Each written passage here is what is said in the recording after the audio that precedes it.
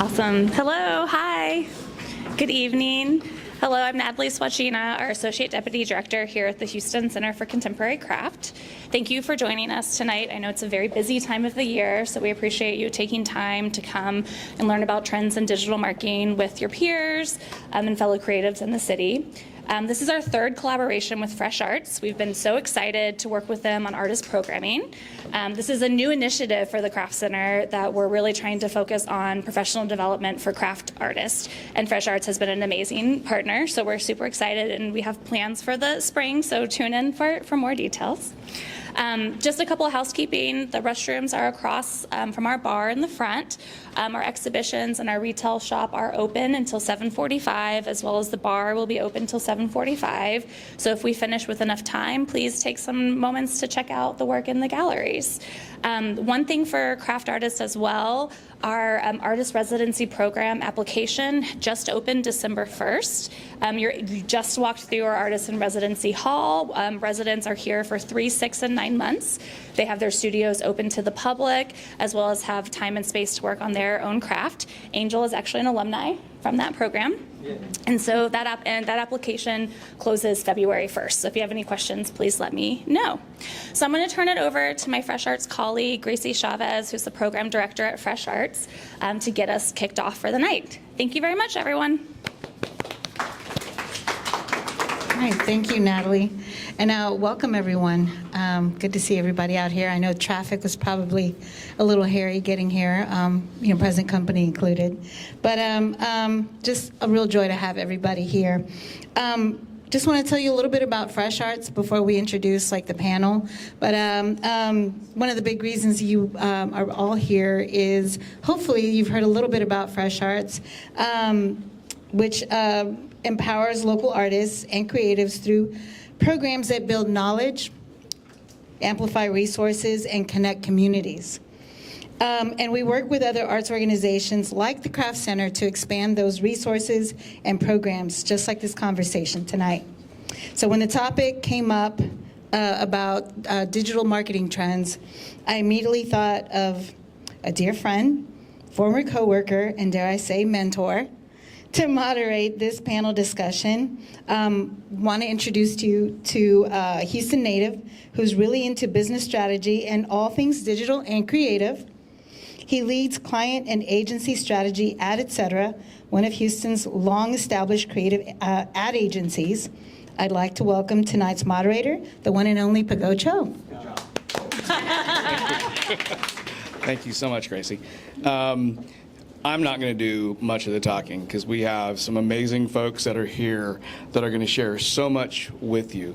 To my immediate right, and I feel like this divide here, like we're going to go through a battle, but so I'm going to probably scooch over as you guys get talking.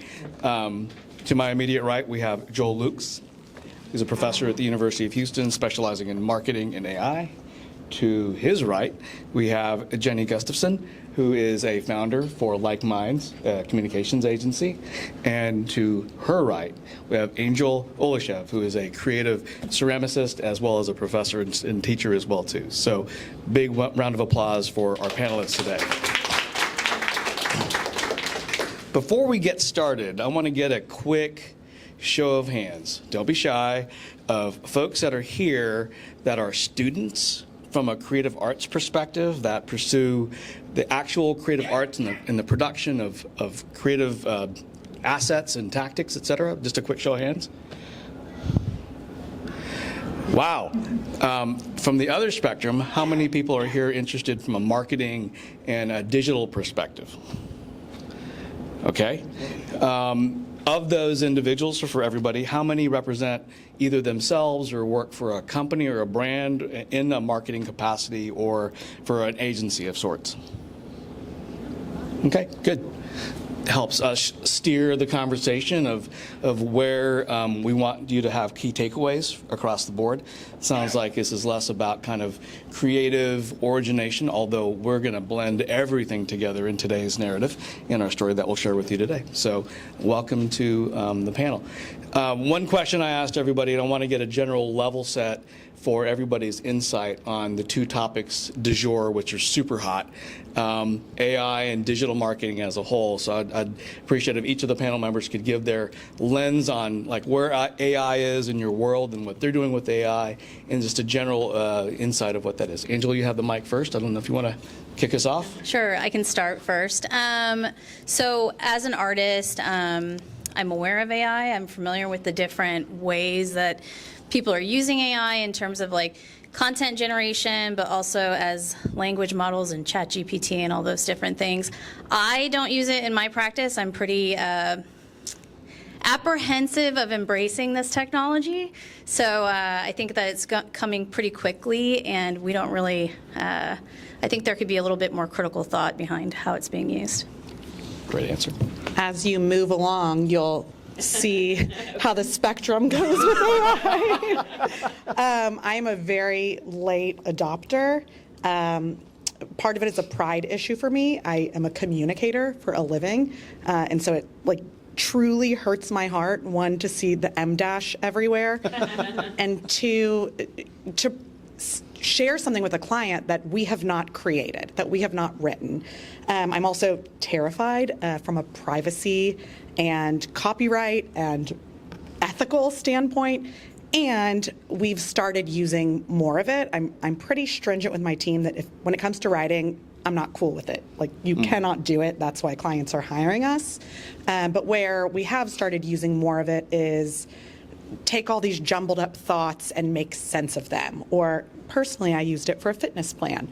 And so we're using it more for structure. And you will notice the progression here. I teach AI specifically for creatives, but I also teach a marketing and communication class at U of H, in which the last couple of modules have included AI as a resource tool as well. I see often a divide between marketers that use AI tend to be a little bit more on the precision marketing side, where accuracy of language when it comes to things like SEO or things like campaigns or analysis of numbers, it's a game changer in terms of going from sort of a baseline to, say, expert level and getting you there a lot quicker, especially when a lot of the times the value of marketing is changing, meaning clients are willing to pay less for this kind of work, especially when you have tools that are creating it. So in teaching AI, especially for creatives, I've come across, this reticence of where does humanity end and where does the machine begins. But it really comes from, machine learning has been around for a while, and we've been using AI tools for a while. Like FI grammar check is AI, right? Spell check is a part of AI. But what makes us, I think, a little apprehensive is this area of generative AI, that it is producing things that are more akin to what a human is creating. So what I'm emphasizing in my work is not necessarily the output, because a lot of the times we are thinking about the content, the writing, and the things that actually are forward. What I'm consistently advocating for is sort of the process, right? The co-creator, the partner, the sort of critical voice that's in the room before you get to a human that gets to work a little bit closer to what you feel is representative of your whole thought. So I'm under the thought that if you're not experimenting with AI, you're not necessarily using it. Right? If you're not experimenting with AI at this point, you're probably behind, and you need to be really thinking about incorporating experimentation as part of your daily practice. I use it daily, maybe hourly. I have a personal relationship with my AI assistant, so that's another conversation altogether. Sponsored by ChatGPT. Maybe. Did everybody catch the reference about the M dash? Some folks know. It's long dash. The long dash. But there's this thing that generative words have created, and I think you're starting to sniff out what's real and what's fake, and there are some telltale signs. So early on, from a OpenAI perspective especially, the M dash is one of those tells, that it has a human didn't write this, some robot did somewhere in a data center in Phoenix or wherever it might have been, that they had as well too. I think the other topic du jour that is on the tip of everybody's tongue is this: what the heck is digital marketing? I think we have this idea of what marketing is. I think everybody has an idea of what brand building is. I think everybody has an idea of what sales is. What's digital marketing, and how is that influencing each of those perspectives? And I know our panelists have a general idea of what they want to say about that. So Mike Holder, Jenny, you want to go first with what's your take on digital marketing? I would answer the question by saying what isn't digital marketing. Today everyone is living in a digital world, so anytime you pick up your phone, anytime you get served an ad, anytime you're on social media, really just anytime you're existing, you're likely consuming digital marketing, the emails you get, the text messages you get. So for us, it's really how do we reach people by way of the tech, the tools, the interwebs that they're using day in and day out. But of course, if you want to talk about what actually is within it, it's everything from website to SEO to paid ads to, lots of different tactics. Blocking and tackling of it. Oh, Go ahead, please. okay. So I actually came to the business world when the internet started, like when e-commerce started. So I worked for a creative agency in Tokyo that designed toys. And so ever since you could start a website and sell something, I've been doing that. I have left that industry about 5 years ago now. So I have this unique perspective of both like a craftsperson, an artist, and someone that had a day job working in marketing for a very long time. To me, marketing is a way of sharing the things that you do online and sharing things with people and getting your work in front of eyeballs. That's the main thing. How you get there, it really depends on what you're trying to do. Are you trying to sell stuff? Are you trying to get people to an event? Are you trying to promote something? It's up to your story and what your goal is at the end. But that's where I think about it. To me, it's funny because when I think of digital, the first thing I think is just plain electronic, or even remember when digital watches sort of came around? It was not quartz, but you get to see the numbers. But I always remember that the term digital marketing was invented by people like us. Right? To basically be able to sell somebody more services, because if not, you were in the traditional side, and digital or modern marketing felt like, oh, this is a fresh new word. And we're always inventing language to, in many ways, define things, but also make things a little scarier, right? It's kind of a business strategy, right? If you confuse people, they're going to want to hire you because they don't know how to do something. So marketers, or just business in general, we're really good at making things more complicated than they really are. But nowadays, really, things that in the past were sort of divided between traditional marketing, like your billboards or things that you can touch and feel, broadcast, if you're talking about media relations, or radio, those were considered traditional, and anything that was outside of that was considered digital. But even now, things that look like they're traditional, they're actually, they have digital engagement modalities. For example, now you can tell, if there's a billboard, you can see traffic patterns, so who's looking at that, and maybe be able to actually follow up with some data and attribution. In the past, we weren't able to. And the same thing with when you see kiosks and things like that. We have technologies now that can make those responsive, right? To if anybody's using your phone, you have some data around there, so you can actually be a little bit more surgical and targeted in how you're serving people. So as we move into those kinds of technologies evolving, that the idea of having a division between digital marketing and traditional marketing is just silly, right? Pretty much what that means is it's just going to be all related to some sort of technology that is able to track and be able to measure and be able to have some sort of information to be a little bit more targeted in how we're serving people with content marketing, whatever it is that's more relevant to their lives. It's like you have to give up these days.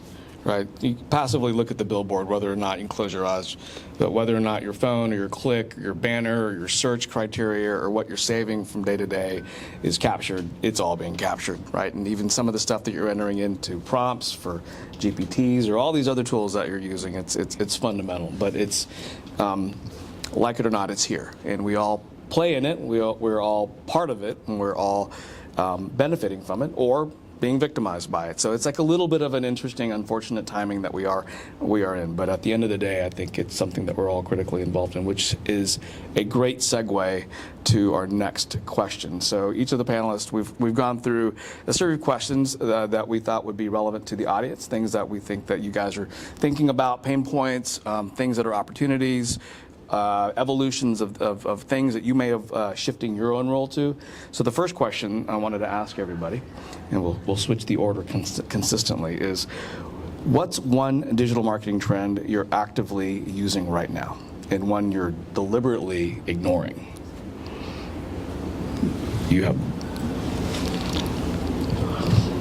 Oh, it goes all the way down to the end. Why do I have to start? Okay, for me, my number one platform that I use is Instagram as a visual artist. So I need people to see what I'm doing. I have the widest reach on Instagram. I know that for sure. And so what I'm seeing in terms of looking at my analytics for my account is videos are performing really well. So I don't go crazy with it. Like some people are like, you got to post every day. And it's like not necessarily. Actually, that could get your account shadow banned. So don't do that. But I'm trying to create more video content that is process oriented. So I work in craft. Craft is process, right? So we actually have a lot of opportunity to capture information that you could use for like digital assets in that way. And one thing that I'm actively, let's see, what else? Oh, and also I am trying to pull more information from like the people that are looking at my stuff on Instagram to give me their email address so then I can actually just do a newsletter. I'm trying to divest all of my information and eyeballs that are in Instagram and pull them into a more like personal relationship because Meta is going to change. Twitter is now X. Remember, everything changes. So the way that I can have the most relationship with people that are interested in what I'm doing is by having direct conversation with them through newsletters and emails and things like that. Same. I mean, video is not a new trend. Email marketing is not a new trend, but we are putting way more emphasis on having our own owned database, right? Like Mark Zuckerberg knows all the things about your people, but you don't even have their email addresses. So when we do like meta ads or things like that, it's no longer driving traffic to websites. It's literally we want to get your email. We work with a lot of nonprofits, and one of the challenges for them is, does everyone remember Facebook fundraisers?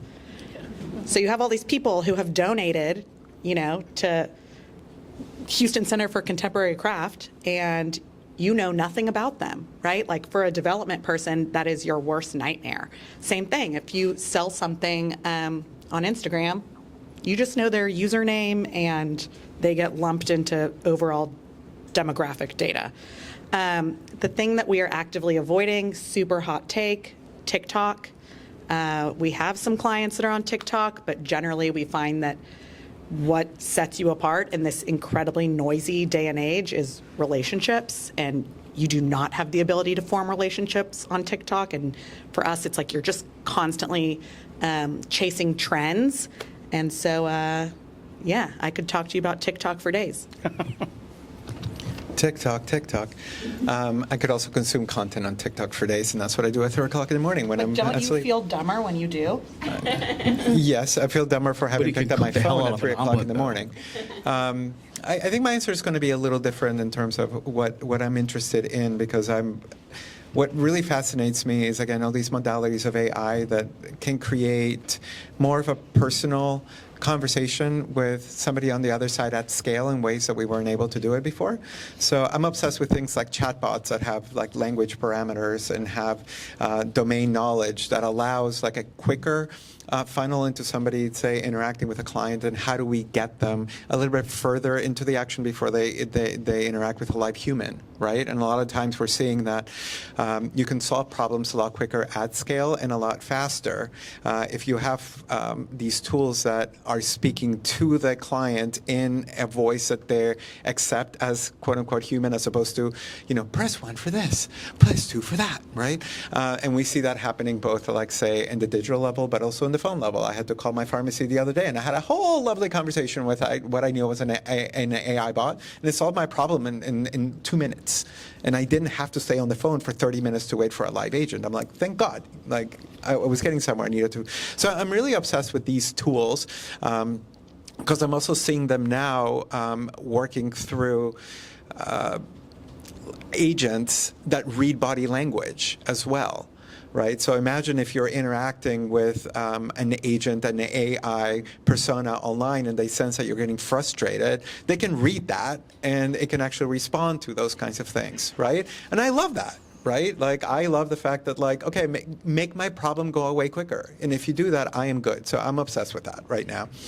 In terms of what I'm avoiding is using any AI-generated visuals or video for anything that would be client-facing. Or I should say consumer-facing, right? Because there's been blowback. I mean, Coca-Cola came up with their thing last year. Like, it was like, whoa, you know, there's a lot of sensitivity to that right now. However, I'm not above using it to, say, create an example of something, or use it for a creative brief if I can't really, if I needed to provide a visual. Like, I'm okay using AI visuals or a video as an example of what I'm looking for, but I just don't want right now using those kinds of things, because there's sensitivity to authenticity and really a real human craft in things that are consumer facing. So That's a great answer. I think since a lot of the folks in the room are more marketer related rather than content or creator artist type, one of the things representing the work that you do from a marketing perspective that Joel touches on is that the art that is feeding these generative tools are not necessarily licensed, distributed, or credited. And so you're not plagiarizing, isn't necessarily the right word, but you're not giving the right credit perhaps where credit is due. And the jury's still out, the lawsuits are still out, there's a lot of litigation going on in terms of where is the origin of that word that you created or that visual that you created. So, you know, as individuals that have access to these tools or may look for shortcuts, just take into consideration that the point of origin might not have reference for just walking around this facility. All the creative minds and the artists that came up with stuff may make its way into a marketing asset that you have on your website, or a sales piece, or a video, or whatnot. That's something that's critical as well too. So you know, yeah, especially if we think about copyrights, right? Nothing for a while, nothing that was generated by AI was able to be copywritten. Right? Now that the laws have changed, right? If you have a source that was created by AI but is sufficiently changed by a human, there's elements of that actually can be copywritten, right? So it's a very complicated field. If you're creating something that is going to be trademarked, is going to be an important mark or an element of a brand or marketing campaign, it's something that we really have to be conscious of. Yeah, it's a great hot take. I wanted to be cognizant of continuing the digital marketing conversation. We could talk about AI separately. We have a timeline to hit Q&A sometime right before. Okay, we'll get to those questions soon. So you can save them for later. Obviously, there's a lot of open switches right now in today's conversation. But continuing along the digital marketing conversation, how do you measure success? Like, what's good look like? What's a successful outcome when your work is either creative, community-driven, or values-based, and not just sales-oriented? Angel has a great answer. Okay. She does now. For me, as an artist, like the thing that feels most successful to me is when I look at all my analytics and see, like, okay, what are people doing? What is the reach of the content I'm posting online? And who's viewing it?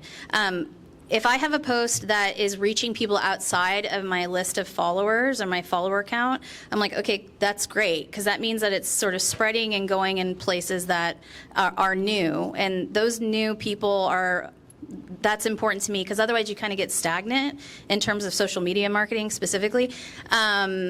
Another thing is I'll check where these posts are being aggregated to. So it's like, is it the Explorer page? Is it the hashtag or whatever? That gives me more information about that. And that stuff you can't control completely, but I love seeing things that sort of leave my sphere of influence in terms of the people that I already follow. And the number one thing that I love the most that feels like success to me is the comment section. So when people I respect that are in my field are giving me real-time feedback on these posts, on the work I'm posting, the things that I'm talking about, I find that really valuable, because, you know, we live in Houston, but like I have people all over the United States that are my friends that are, or peers that are working in the same material as me, or the same, or all artists. So getting that feedback is so useful to start those conversations, and like having those conversations in the comments is also like feels real good. Hold on, don't hand it back Oh. over. We're in the midst of a celebrity here. Oh, okay. Tell us Okay, about I forgot about this. viral That's why marketing. you guys have to remind me. Okay, so for instance, like one thing that is okay. So I've had a couple posts go viral on Instagram. One was Lena Dunham wore. I was making these ceramic like porcelain badges, and she wore one of my badges to Sundance, and she was photographed wearing this badge that I made. Posted it to her Instagram, and all these people tagged me in it in the comments, and they're like, oh my gosh, your account's gonna pop off. You're gonna get so many followers. You're gonna sell so many of those things. Literally did not get a new follower at all.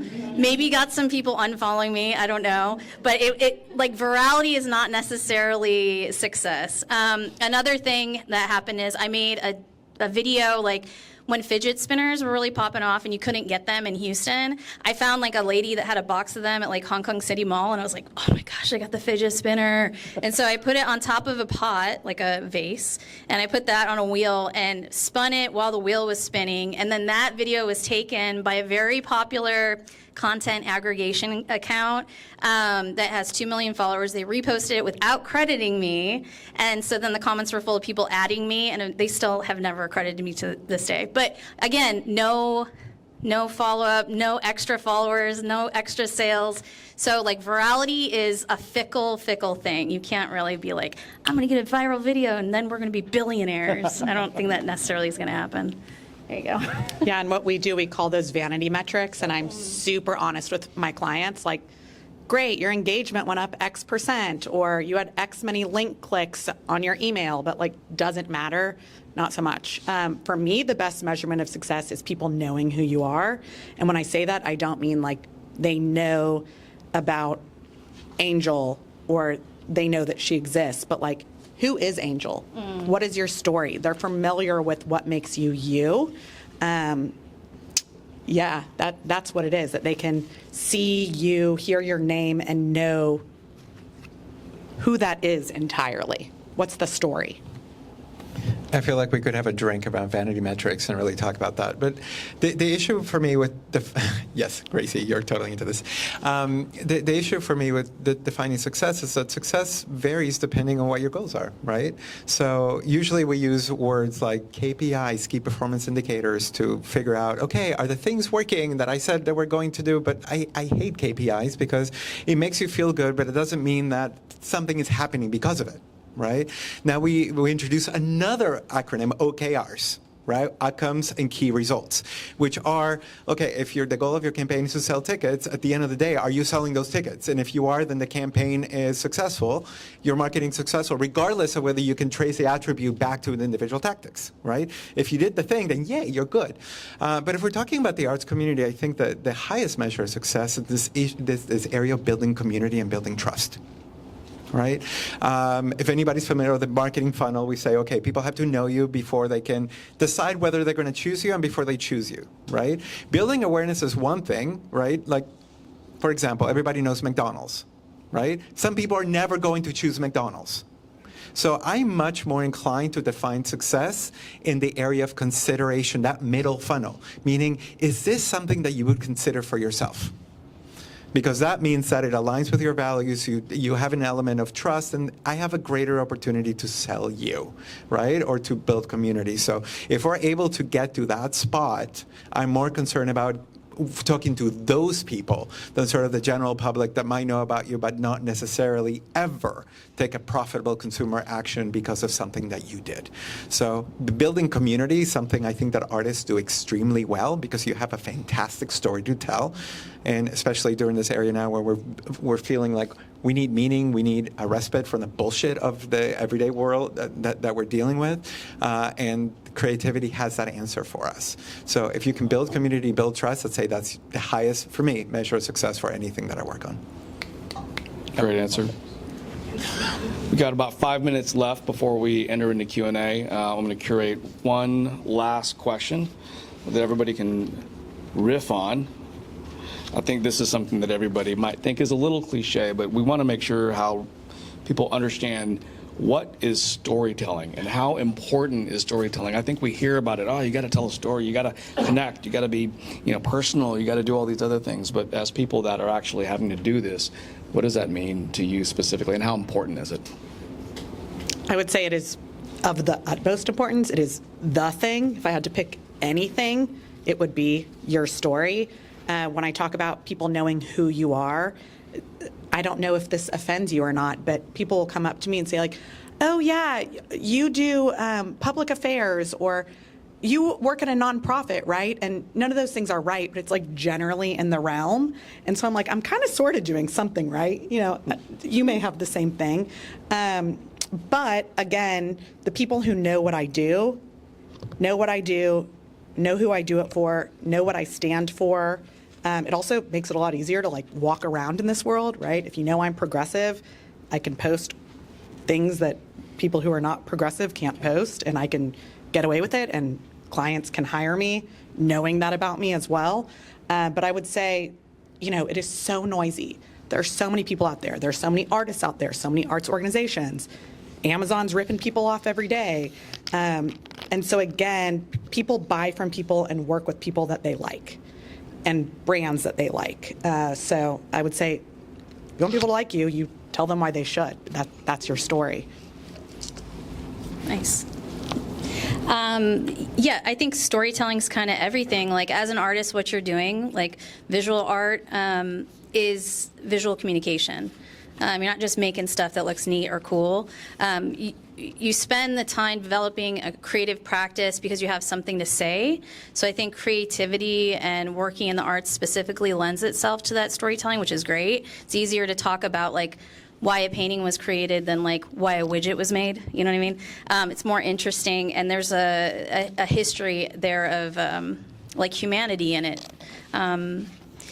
The funny thing is, I've had people ask me about like, how do you write artist statements? How do you like do panel talks or artist talks and all that stuff? They're like, I guess you just have to be really good at BSing, huh? And I'm like, that is the farthest thing from the truth. You have to be really good at being yourself and being completely yourself. You don't like tailor what you're thinking to be the trendy new thing. You don't tailor yourself to be what you think is going to get approval from people. Because when creativity is watered down to fit into trends, that is the loss of expression. And that's a crime. Yes. So I love this humanity piece that you started with, because I want to lean into that. Actually, we humans live in stories, right? We don't remember facts. We remember stories. In fact, stories can obfuscate often the facts. And if you remember the bullshit that happened in 2020, 2021, whatnot, people were believing stories beyond like the facts and figures that were being shown. Stories are that powerful. If you think about even the earliest art, we're about cataloging the human experience, cataloging these stories that continue today. And the reason why we know them is because there's art on caves, and there's these things that continue. Religion is based on stories. Everything that moves our emotions begins with some version of once upon a time. Some version in the beginning. Right? And there's been statistics out there will tell you that like 63% of people remember your story before in fact. If I say, who here is an artist, most likely everybody will raise their hand. That is not a differentiator. Your differentiator is your unique point of view that makes your art worth paying attention to. So your story is everything. If you think about it, brands are in such a desperate attempt to humanize who they are and to have anthropomorphic qualities, right, for you to be able to identify with them and actually care about them. Nike's one of the best examples of a brand that's been able to do that, right? They're not only about athletes, but they're about lifting human excellence and achievement in a way that we all want to wear these things because of what it says, the story that it tells about us. Right? If you have a good story, people will listen to it, people will remember it, and more importantly, people will be able to repeat it. a great story is one that can be shared and can be passed down, whether it happens to be through generation to generation as we tell these stories, or whether it happens to be at a differentiator about what makes like mine such a wonderful agency, right? These things are incredibly important. And if you can distill your story in a way that's simple, emotional, and memorable, you will win every single time. For me, story is everything. Quick resource, if you're a bibliophile, I generally hate marketing books, but StoryBrand is a great one. Speaks to what Joel's talking about, where it makes your ideal customer or client at the center of the story. So sure, like your story really matters, but you're also looking at what problem you're solving or how they envision themselves as part of your story. Good book, yes. Great book. Yes, StoryBrand. All right, with that, it leaves us a handful of minutes to talk about any questions that you guys have from the audience perspective. Please don't be shy. We're here to share all the learnings and education and experience and trials and tribulations that we've had over our decades of experience doing this together. So any questions from the audience with regard to AI or digital marketing or arts? Yes, sir, over there. Sure, go ahead, go first. So, what was the biggest failure that you learned from within your field? Within So digital specific to marketing. marketing? Yes.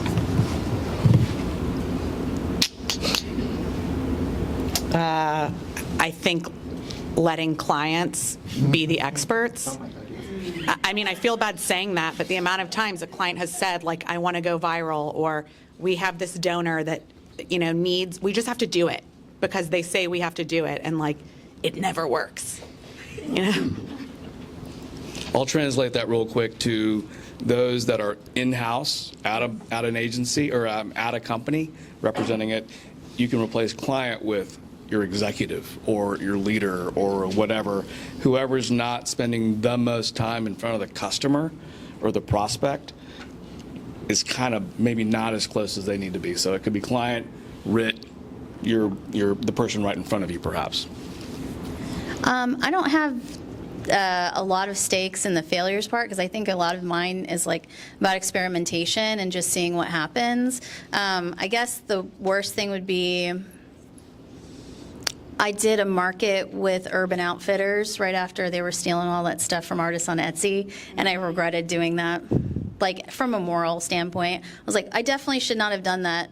But I had a friend that was organizing that event, and this is like 2011, maybe 2012, and I was like, yeah, that does not align with my values as a human being, and I regret that to this day.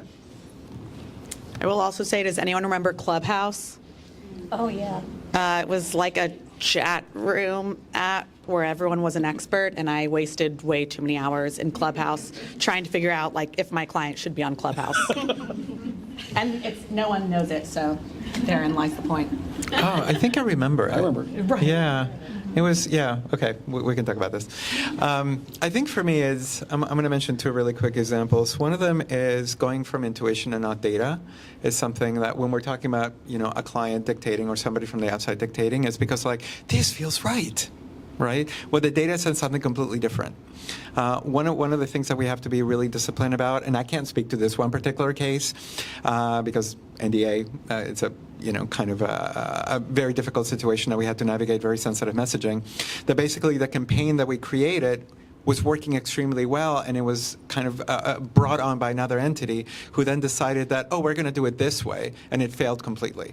Right? Because they was like, oh, we want to do it this way. I'm like, but that's not what the data supports. Right? So they ended up spending actually triple the amount of money. I'm talking about $3 million worth of ad placements, with actually the conversion rate dropping by 30%. Right? I'm like, ha, told you so. Right? It actually made me happy because I was like, yay, I like to be right. But I didn't like that much money going to waste where it could have actually served a really good cause and serving a community that was at risk. So I won't mention the details, but I think the other mistake that often people make is, language evolves. right? And we have to always be cognizant of the context of our words, not only within our community, but sort of outside our community as well. For example, the word essential, right, before the pandemic meant something really different than during the and we had some clients that want to say, well, we are essential. I'm like, no, right now essential is essential workers or people who have their saving lives. You are not essential, and you will not use that word in your marketing. It's sort of going back, but looking at context and what it means not only in your community, but sort of in the zeitgeist in which we operate, because your marketing is not just for your community, but it can be adopted outside and can take a life of its own. So really paying attention and evaluating potential risk, right? Because you do not want to go viral for the wrong reasons. Good responses. Yes, sir, you had a question? Thank you. Let's say that you are an emerging artist or a small organization with no dedicated personnel to do the marketing, very low budget for advertising, So I just lost in this world. So what do you should prioritize? Prioritize. So this is where I would say it actually is a mix of data and intuition. One, what do you enjoy doing, and isn't going to be like a total drain on your humanity, your time. If you hate doing it, it's not going to be good. But then two, what are your people telling you is working, even if it's anecdotal, right? Thinking in a small organization, not in a single artist. Right. So let's say you're a small organization and you are on all the social media channels, and maybe you take out some paid ads, maybe you do nothing. Are you hearing that one thing works more than another? Like I always say, don't try to do all the things. I even have the hot take of don't be on social media if it doesn't work for you, right? If being at markets works for you, or if partnering with a Fresh Arts because you're getting in front of their people works for you, I say spend your time where it seems to be working. Obviously, you don't always know if it's working, but I think if you're seeing forward momentum, focus. I don't think you have to do all the things. I agree. Oh, and then I would also, if you are doing social media, bulk create, right? Film something and take a Friday, and just sit for hours and make 12 million videos, not really, but make 12 videos, then you just have a bunch of evergreen content when you need it. And I guess look into how ChatGPT can help you. Yeah, I'm going to lean on, because I was thinking about this, is focus, right? Don't feel like pressure to do all the things or to do anything, right? And be really thinking from the perspective of what are your goals? What are you trying to do? If you don't have the resources to be managing social media all the time, well, then don't feel a pressure that that's something that you need to do, because you're going to do a crappy job and you're going to be very unhappy doing it, and push people to do things that isn't either within their wheelhouse or within the time capacity that they have to actually do it, right? So go back to the individual, are you trying to generate awareness? And just do those activities that generate awareness, right? Are you trying to sell art or provide services? Then maybe those marketing activities are more like one-on-one conversations or events, or that's marketing, right? It doesn't have to be digital. And really focus on efforts that you think are going to be closer to achieving those goals, and focus those resources on your investments. And don't feel like you need to actually do all these activities, right? Because if you don't have the resources, focus on the things that are going to get you closer to that goal.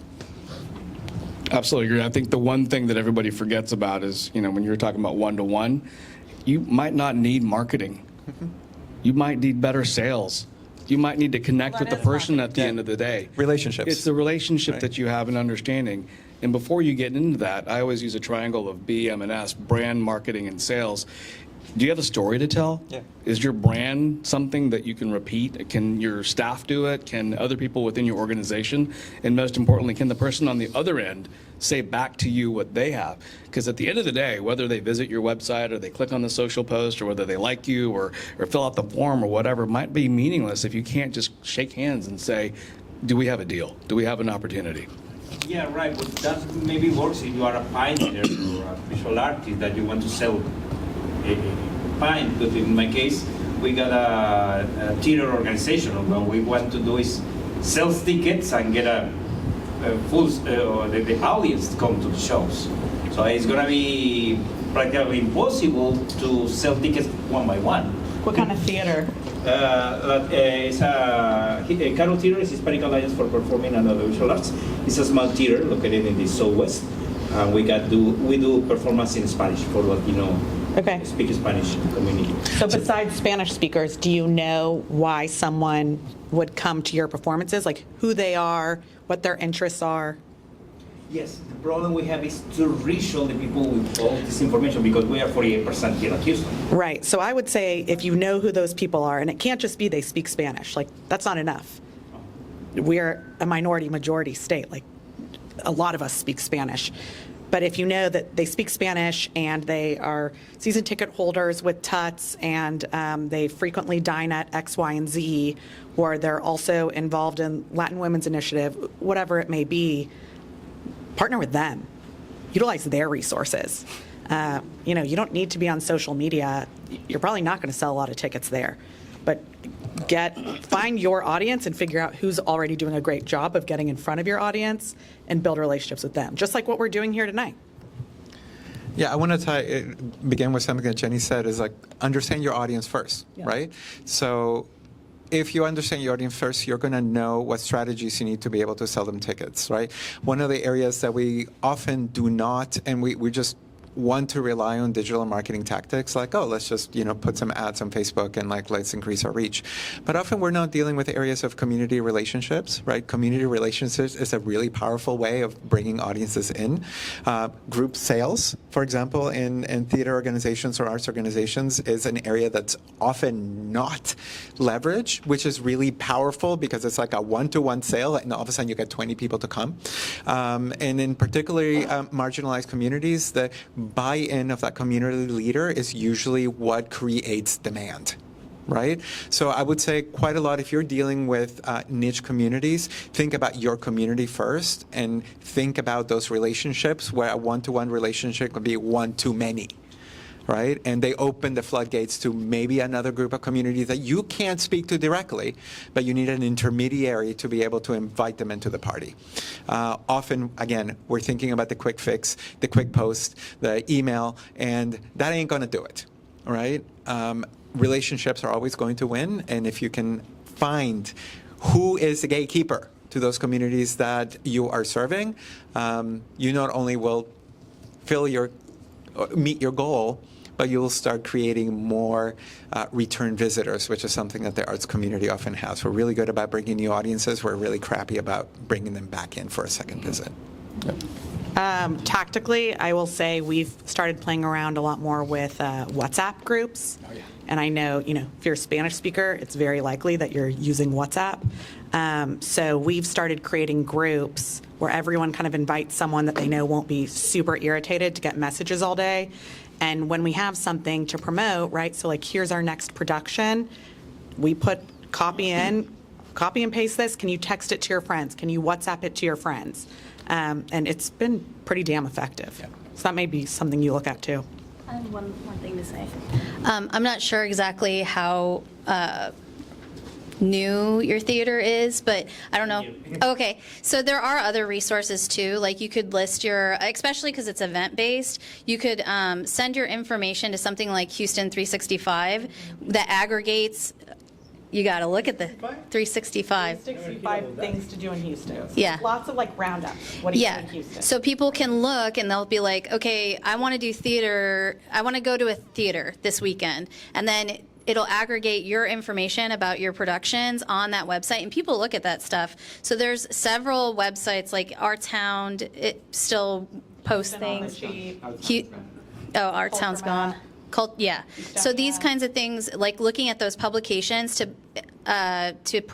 list your events, I think would be really, really helpful.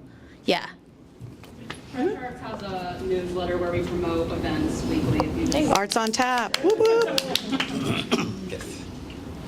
Yes, ma'am. What are some tools that you all are using right now that you say will make your lives a lot easier? I know for me it's research, it's outreach, and project management. I don't have enough time to do those things, but I know there are tools out there that could lessen the time for me. but I'm just kind of curious in general, like what tools are you using for your like jobs? And One quick pre-question. What are you looking to achieve? Are you looking for marketing outreach? Are you looking for better organization of kind of stuff, or like what's within what context? I would say organization is one, like especially when it comes to like organizing for like my like internal team, and then also with clients, which for them to be on it, and then outreach more so like marketing, generating leads, things like that. Okay. So I love Notion as a tool of organizing all my files and keeping things. It's also free, which is nice, at least for the individual, right, and how I have everything. So think about it as a digital file system. It's a nicer, like Google Docs. And I use that quite a bit to organize my life in a way that's aesthetically pleasing.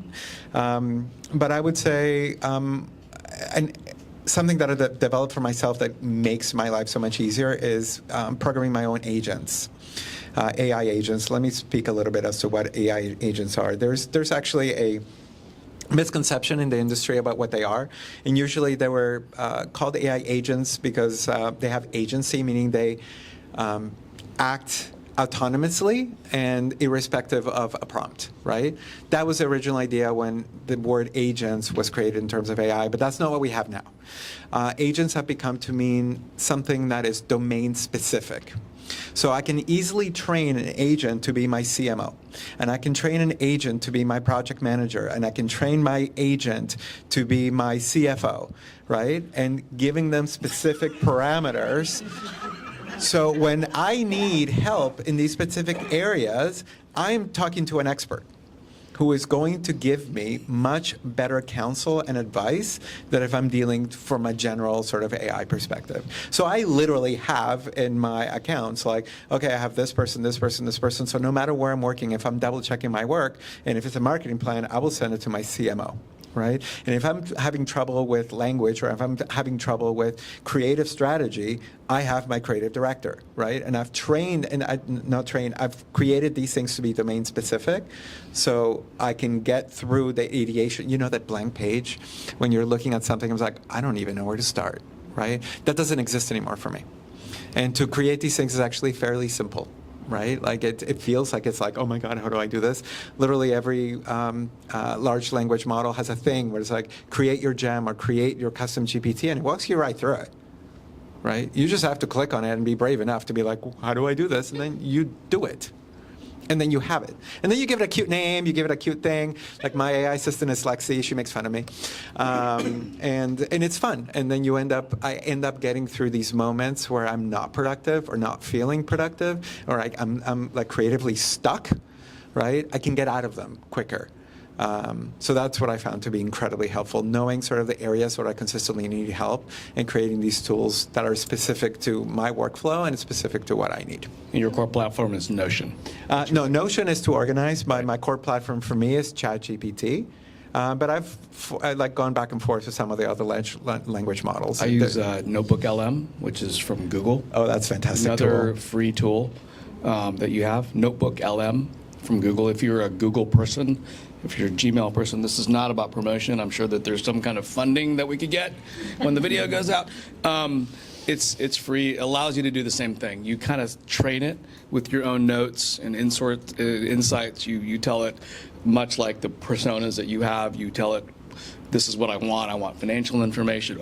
If you want like marketing guidance, if you want like go-to-market planning, if you want brand guidance, if I want narratives or whatever it is, you create these kind of notebooks in there. You populate it with the base insight, and then you start loading stuff. You start asking it questions. You start setting Word documents in there. You can even take, I want you to compare this against something else. You load a website, you load a PDF document or whatever in there, and it's your personal generative tool, not the world's generative tool like ChatGPT or Copilot. You definitely can curate a little bit more. What I love about Notebook LM, like I have dyslexia and I have trouble reading, right? And there's moments where I'm like, damn it, I need to read a 60-page report and I'm just not going to do it, right? And Notebook LM has this fantastic feature that turns materials into a podcast. right? And I'm like, videos. yeah, and videos and all sorts of these things. But for me, the podcast, the audio is the best feature, because then I'm like, okay, I can't read, but now I can listen to it. And it's not a narration, it's two people actually having a conversation about it. So I'm like, okay, I feel like this is kind of fun. So I use those a lot when I'm driving or when I'm trying to be productive in times where otherwise I wouldn't be productive. So there's, I mean, I love Notebook LM for that reason. And you can share it outbound. So your clients are outbound. You can you can pre-populate it with stuff and curate it within the context of what you want to talk about. And then you can invite your clients into it and say, hey, what do you think about this? And you have a conversation with you when you're not busy to actually be on the phone with them or deal with this. So it's almost separate. Yes? So how do you avoid creating your own echo chamber? Because that just sounds like a echo chamber prison. It's less about you and more about the business or operational thing that you want it to be thinking about. So it doesn't repeat back what it is that you say. It actually gives you context based upon kind of an outside-in perspective. So it's not you talking to yourself. It is taking a disorganized mind and kind of curating it together. You're talking to sources. Yeah. But you're saying that it's less of it's taking from the world and it's more taking from what you put in. Right. So the sources that you curate, right, is what it references in terms of how it interacts with you. So you give it guardrails. It's no different from talking to a person. Maybe that would help people. Sure. So, for example, like, let's just say I'm working on brand guidelines for a particular client, right? I could put the annual report, right? I could do a distilling of their website. I could put the existing brand guidelines. I could put earned media coverage from the past, whatnot. I could put ads. I could put all this source material. So it's referencing a whole bunch of information that usually the brain doesn't have the ability to absorb that quickly and to consider sort of across all of it. Right, so it allows to have conversations, whether it's actually ChatGPT or Notebook LM, you can ask it to do. There's a lot of tools out there that you put guardrails on the kind of information that you want referencing, right? So when you're having conversations, it doesn't hallucinate or it doesn't actually refer to things that you're considering outside the acceptable body of knowledge, right? But you have to specifically think about the use case for it. If I was doing a test for crisis communications, I would not do that because I want the larger view, right? But if I'm doing strategic work that requires these things and ignore this and only look at these things, I would curate sort of all this information and be able to just focus on those things in the same way that you would do a research study and you would decide what information you're going to consider and what information you're going to leave outside. I would argue, depending on what it is you're trying to achieve. So, like, as humanity, we probably should not all be in our own echo chambers, although we are. But as someone who is trying to market something, your echo chamber is, like, pretty damn good. Those are the people that are already interested in you. So I don't necessarily see that as a bad thing. To your question, I think every project management system sucks.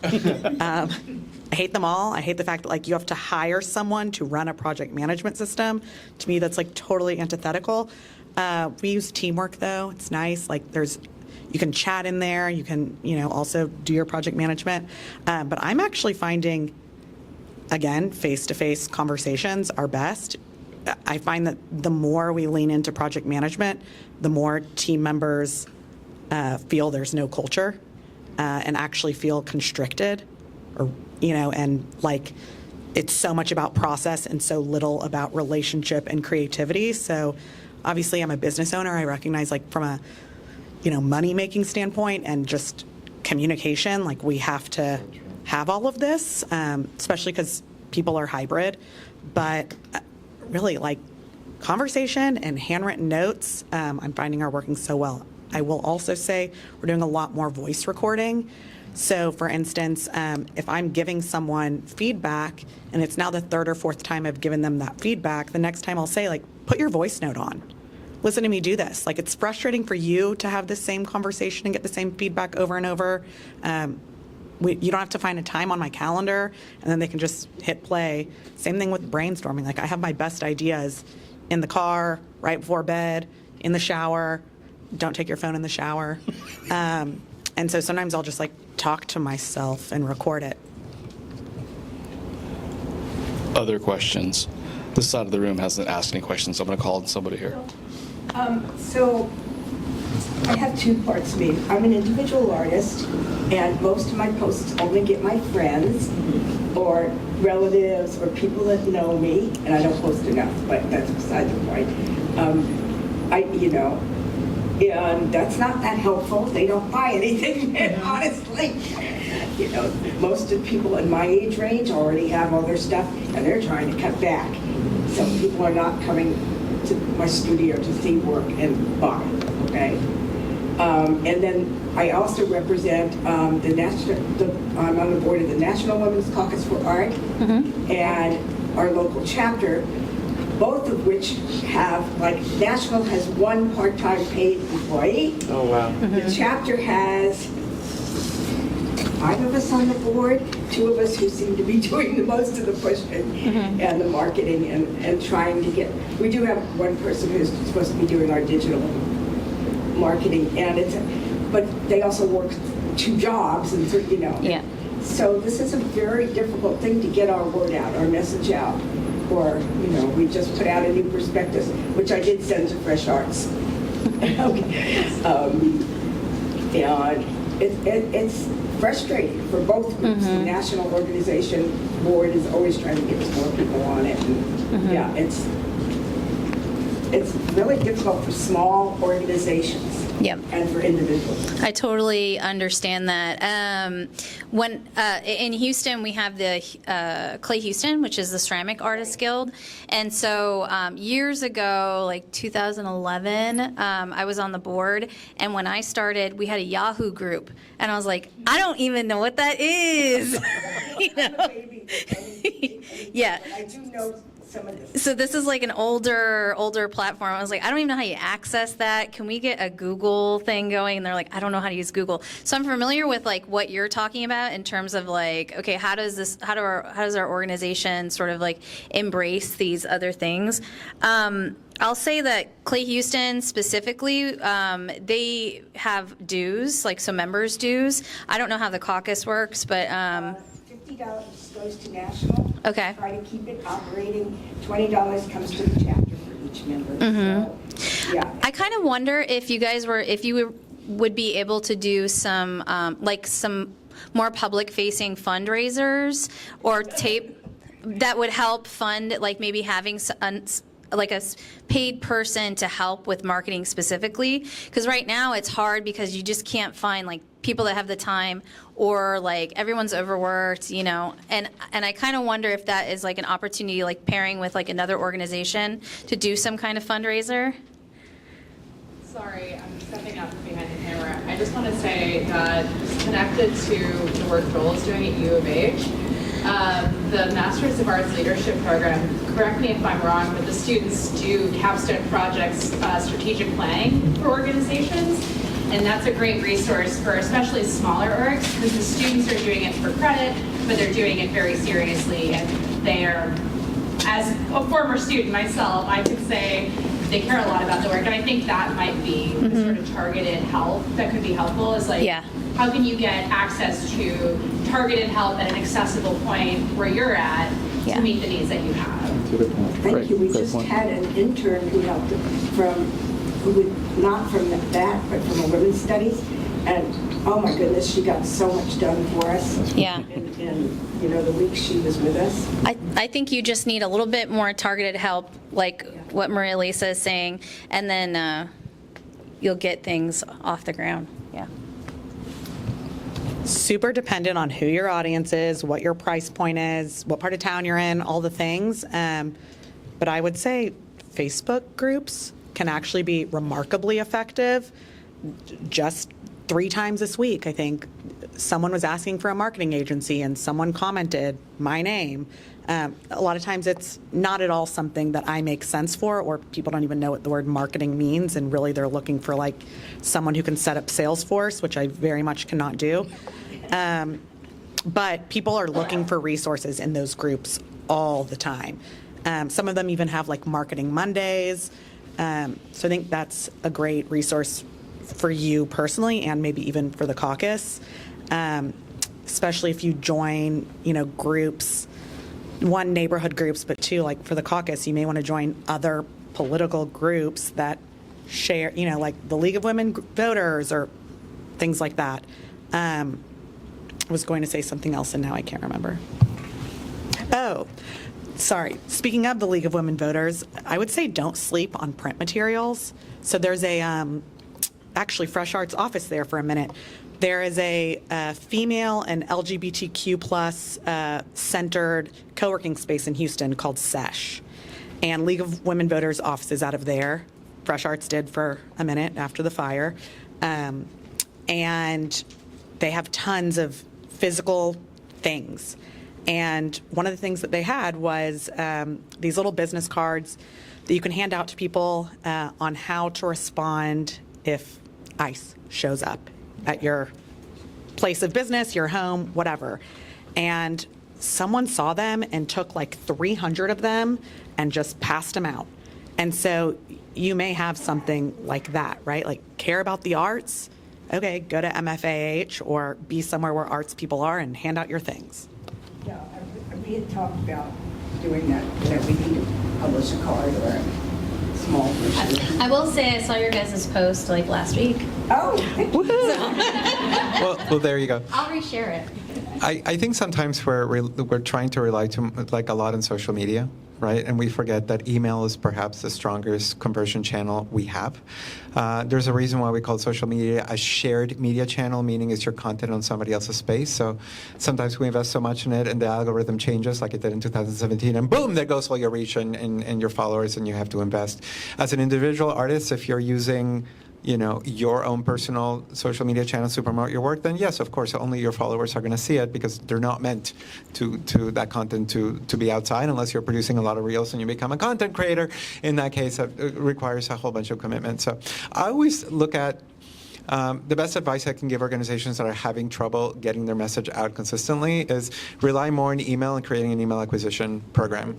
Right. Like have a helpful newsletter that people want to follow, and they will subscribe to it. Right. And don't send too many emails. Right. It depends also on your audience. Our president used to do some marketing, and she said, let's not send too many emails. But what does that actually mean, right? Don't send too many emails or too long. I would say that's depending on the audience, right? I have some emails that are very long that I will actually read through it because I'm like, I know where the section is that I'm interested in and curate it. So I don't want to, like, that too many emails or the length of the email should not be driven by our own biases of what we like, but what our audience actually needs and the content that would be helpful for them to include. So, yeah, that's all I'll say. We had one question over here, and then I'll go to you. Super quickly, if you're unfamiliar with email, Really Great Emails is a website that actually shows you lots of templates and how they perform. So good place to start. I think it's literally reallyGreatEmails.com. Yeah, so I'm a ceramic artist, and I came to this thinking that I would learn marketing, and I'm hearing probably what I want to hear, which is that I don't have to do anything.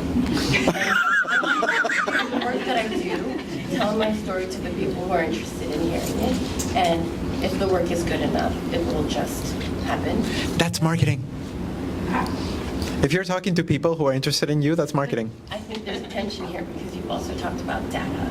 And as an individual artist, I have no access to even the data that probably is being collected on my personal Instagram account. So a couple questions. How does a person, what is the best way to access data about the people who are already interested in your work? And second, like, at what point does a creative turn to a professional for marketing? It seems to go against a lot of the things that I wanted to hear, that I heard. So in terms of data, it depends what data you're interested in receiving. Qualitative data, the stories, how people are going to react, sentiment data, doesn't really exist in digital, right? You're just really looking at numbers other than like what might come in a comment section or things like that. And we often forget that the best form of data is feedback or information that we receive from interacting with people. Angel, right? you had a take on content and Yeah, sure. when we were talking about things that creatives should do. In terms of, okay, so you're an artist. Here we go. I think in terms of like marketing, you have to really sort of temper your expectation, you know? Temper. Exactly. With Ceramic jokes. exactly. Just here's my advice because I know you. Here we go.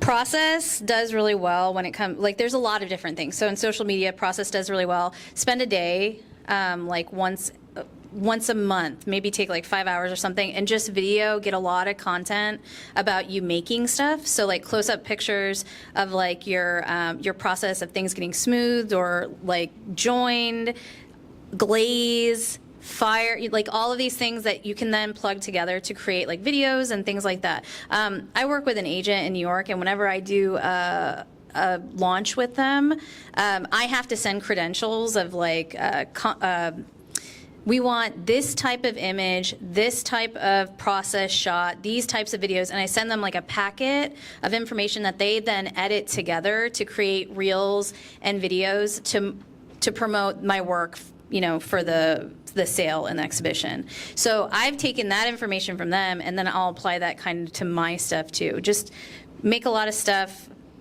You don't have to do a lot of it, you know, just take one day to do it, and then chop it up and post maybe like once or twice a week. And in terms of your analytics, you may want to start a business Instagram account, because then you'll have access to your analytics. So all you got to do is switch it over to Instagram business. One of us can do that for you right after this. It's very simple. Done. And then you'll see, like, are people outside of Houston seeing my stuff? Who's seeing it? What's the age range? And that's the information that you get from that. And it'll also show you, like, how are people sharing this, all that kind of stuff. It's really simple. But also get your newsletter going, because I know that you just won the Craft Texas Award. First of all, everybody. So you have people that have eyeballs on you. So set up like a newsletter link in your Instagram bio to get people's information so you can share when you have an exhibition. She also has work outside in the craft garden, everybody, in the new exhibition. So you can see her work here in the museum. Influencer, there you go. There you go. That's the end. One quick thing, I will say people aren't in the feed as much as they used to be. So instead of like, yes, it's great to bulk create content, but I think you can also just in real time snap a quick photo, get on the camera and say like, by the way, you know that when I create this X, Y, and Z, it doesn't take 20 minutes, it takes days. And let me show you a tiny bit of that. You know, record yourself in real time, pop it into stories, you're done. I do woodworking, and so sometimes my pieces may take 40 hours or 60 hours, and it's like, how do you turn that into like a 30-second video where 10, 15 hours of it, you can't really see much, and a camera would kind of be in the way, basically, too. That's where your story helps, right? Like, tattoo people know that a piece could take X number of hours, X number of days. If you have a lot of tattoo people who follow you, like, you can equate it to that. But I also think just getting on and talking about it, or if you post a video, you post a photo saying, like, this may just look like a table, but let me tell you what went into this table, and break down the process, especially when people are buying their tables on Wayfair. I don't know if you sell tables, but... I've built just for myself, though, yeah. Promotions next. We've got 5 minutes before we get into the networking, and I think some of these questions, happy to have a conversation with one-on-one on some of these. I think everybody here is willing to share and solve problems in real time. One last question before we move. You had Since sitting down, I have a question about networks of creatives meeting up to talk about marketing. There used to be Creative mornings. Yes. Yeah, I don't know was what that like happened. 10 years ago or something like Doesn't that? exist anymore. Yeah, there was like an active, was it once a month, there was a group of creatives that would get, because there's a lot of knowledge that exists in a room like this. A lot of people in this room are doing work and trying things and seeing what's working and what's not working, and just sharing that with peers sometimes is really helpful, and learning from each other is really helpful, especially if you don't have money to hire a firm to help you. There's social media breakfast. Is there anything like that that exists right now? There's social media breakfast that happens every Friday. Is it every Friday morning? Monthly, where a lot of folks just get together who are like smaller entrepreneurs or businesses, but specifically focused on social media.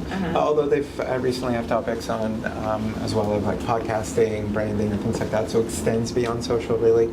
But it's not just creatives, it's anybody who is working in a small sort of operational capacity. For a Those are helpful small conversations. nonprofit, I know he's not here anymore, but they do something around Thanksgiving every year called the Gift of Guidance, where if you are a nonprofit, someone can nominate you, and in this meeting, they'll come up with a quick marketing plan for you Yeah, great. for free. Gift of guidance. So Social Media Breakfast Houston. Social media breakfast. Yes, free group. They've been doing a lot virtually. Follow them on Facebook and you'll see when they meet. But around Thanksgiving every year, like people can shoot Cami, the person who started it, an email. I think, this nonprofit would be great, this one would be great, or you can nominate yourself, and then they select, 8 or 10, put people in groups, and they'll develop a marketing plan for you.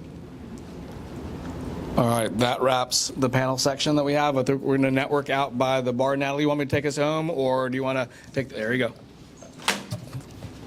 Awesome. Well, thank you to all of our panelists and Pagogh for being here tonight. Can we give a round of applause for our panelists and everyone?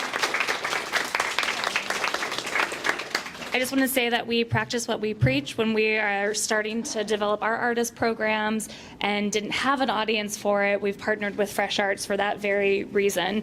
So, I think all this advice about partnering together, we're small, mid-sized organizations working together, and that's why you are all here tonight. Who's new to the Craft Center tonight? Can I get a show of hands? So that's great. Okay, more of you than I didn't realize. But that's wonderful. So this is where the power of collaboration, I think, can really have such strength. So I want to thank Fresh Arts for being here tonight. Thank you all for spending your Thursday night with us.